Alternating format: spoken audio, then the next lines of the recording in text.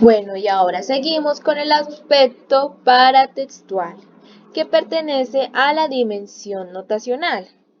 Como ya hemos visto anteriormente, la dimensión notacional es la primera de las dimensiones, y en ella se destaca todo lo que sobresale a simple vista en un texto. Y entre esos tenemos el aspecto paratextual, que primeramente nos remitimos a su etimología, en el cual encontramos para, que significa al lado de, y texto, pues, que significa texto.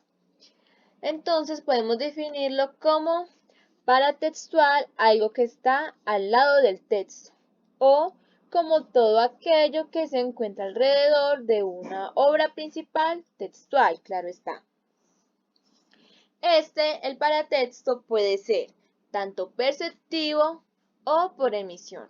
Perceptivo desde el punto de vista del lector o por emisión desde la perspectiva del autor o de una editorial.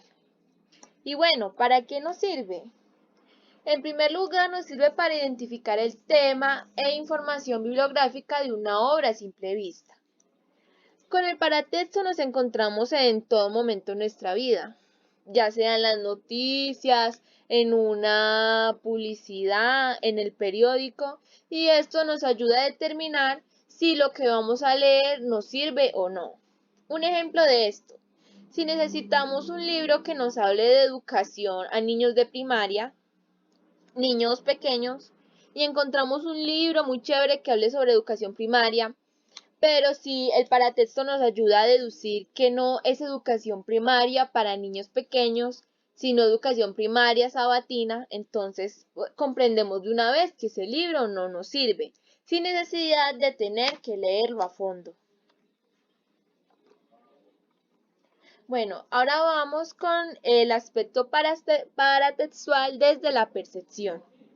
Este se divide en dos: en los iconos y los verbales.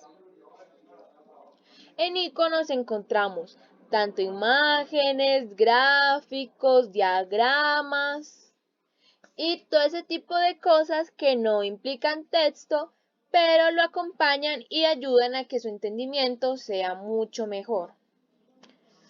Luego encontramos los verbales, que estos no tienen nada que ver con imágenes, son el mismo texto, pero estos encuentran cierta variación de color y de tamaño.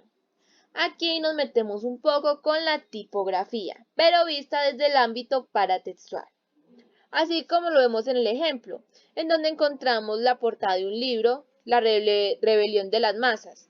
Encontramos 4 tipos de letras: la del título, la del subtítulo, la de la editorial y la de que nos indica que es una colección austral. Son 4 tipos de letras que nos ayudan a entender una jerarquía de datos entre el más importante al menos relevante. El más importante lo encontramos que es el título, La rebelión de las masas. Y bueno, y un ejemplo de un texto que tenga estos 2 tipos de percepción es el periódico, pues en él podemos encontrar imágenes, títulos y el texto que necesitamos. Por ejemplo, aquí lo podemos ver en este periódico. Digamos, podemos ver en la imagen que se trata de un mercado de las pulgas o algo por el estilo. Y si a ti como lector no te interesa leer sobre un mercado de las pulgas, no necesitas tener que ir a fondo para descubrir que esto no te gusta. Con solo la imagen y ver el título vas a entender que eso no va a ser de tu agrado. Bueno, y seguimos con los datos según su emisión. Como habíamos dicho, se refieren al autor y a la editorial, en el cual encontramos que el autor lo hace más que todo para que su libro, su obra, se entienda mucho mejor. ¿Y cómo lo hace? Haciendo un prólogo, una introducción, un glosario de palabras desconocidas, haciendo una dedicatoria de a quién escribió ese libro y por qué lo hizo, y de esa forma el lector va a tener una visión más amplia de lo que debe concluir de ese texto. Luego encontramos, según su emisión, por la editorial. Estos son más que todo con intenciones de venta, con su publicidad. Pues las editoriales crean reseñas o pequeñas acercaciones a un libro en el cual las personas pueden leer lo suficiente sin empaparse demasiado y de esa forma querer seguir leyendo lo que hay dentro, que es la obra principal. Y un ejemplo de esto, donde podemos encontrar estos dos tipos de paratexto por emisión, es un libro, como vemos El Principito. Y aquí podemos hacer un acercamiento más detallado a este libro, la trilogía Los Juegos del Hambre. Y en la contraportada encontramos una reseña, en la cual nos dice, el mundo estará observando. Ganar significa fama y riqueza y perder significa una muerte segura. Y cabe aclarar que aunque nos están hablando del interior del libro, no son demasiado certeros. Y por lo tanto nosotros nos interesamos en abrir el libro para saber qué es lo que hay que leer y qué es lo que contiene ese libro de interesante. Además, si este libro nos dijera que es número 1 en ventas, que tuvo una película ganadora un Oscar, nosotros vamos a tener muchas más referencias para leer ese libro sin siquiera haber leído la obra. Bueno, y por último les quiero mostrar un ejemplo de donde podemos encontrar el paratexto sin que sea necesariamente un texto de periódico o un libro.